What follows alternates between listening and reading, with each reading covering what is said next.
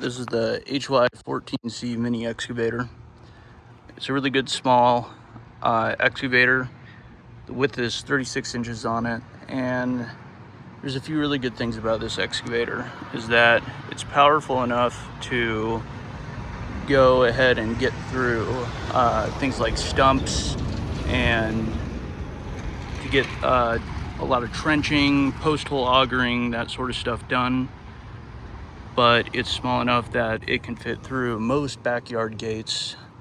And the biggest thing, I think, buying one of these over like an auction or some other brands is essentially that you get a lot better quality and customer support. So for instance, on the fitment of these are not loose and wiggly. The tolerances are all really good, and I mean, you can see there's not a lot of wiggle in these. They come with hydraulic coolers, and they're really easy to work on. So all these are metric fittings, and these are pretty standard for Chinese mini excavators. But all of these have protections on them, either spring guards or wrappings, and they do a really good job making sure that there's no pinch points and stuff like that. Also, another big thing I've heard about working on Chinese mini excavators is that a lot of people have problems with bolts being loose and nuts and stuff like that.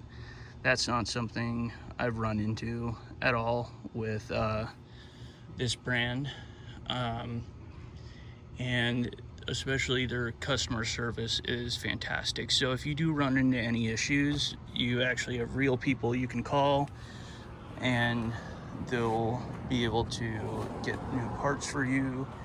The engineers speak English, so if you need to talk to an engineer about an issue with the engine or some sort of other thing like the hydraulic pump, they'll be able to get back to you and actually have a phone call or even video call with you.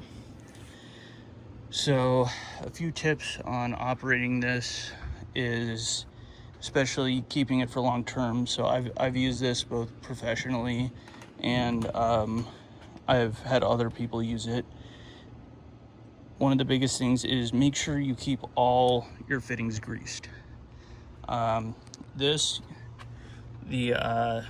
turntable, you want to keep greased every about 10 to 20 hours, and you want to move it while you're greasing it. Don't forget all the fittings here, and here for the dozer blade, and make sure that I would highly recommend you get an electric grease gun like this. They're pretty cheap, and they'll cut down the amount of time that you're working on greasing joints quite a bit. Now, the tracks with these things, when you first get them, these holes will not be open, and that can cause issues with track slippage. I highly recommend you cut the X's out of these when you first get them and make sure to retension your track. The engine is a 13.5 horsepower engine, which has more than enough power for a 1.4 ton this size. I've never had a power issue with it. You want to put zinc additives inside the engine when you do the oil change. Now, these come with oil and hydraulic fluid pre-filled. A lot of companies cheap out on oil and hydraulic fluid. They don't put anti-wear fluid in the hydraulic system, and they put really crappy oil inside the engines.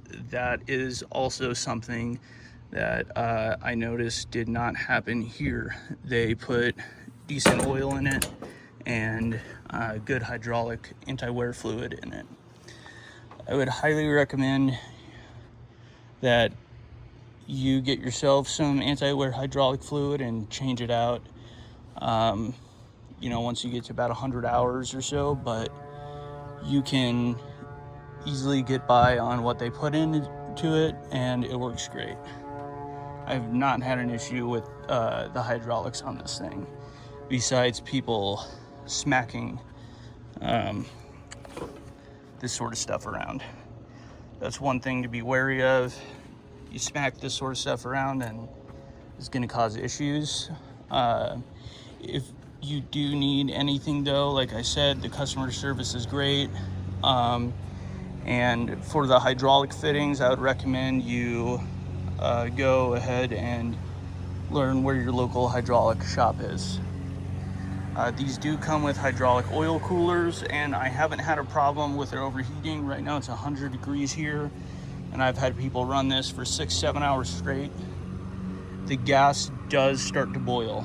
After a few hours it starts to boil, but the gas tank is good, and I haven't had an issue with any over pressurization and popping, stuff like that. The engine, the Briggs & Stratton they put in this thing is a good quality engine.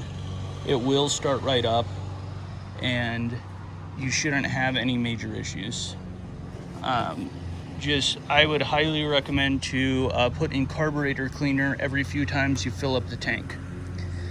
So I use this for a lot of trenching, post-hole digging, augering, and land leveling. And I would highly recommend you purchase it with an attachment set.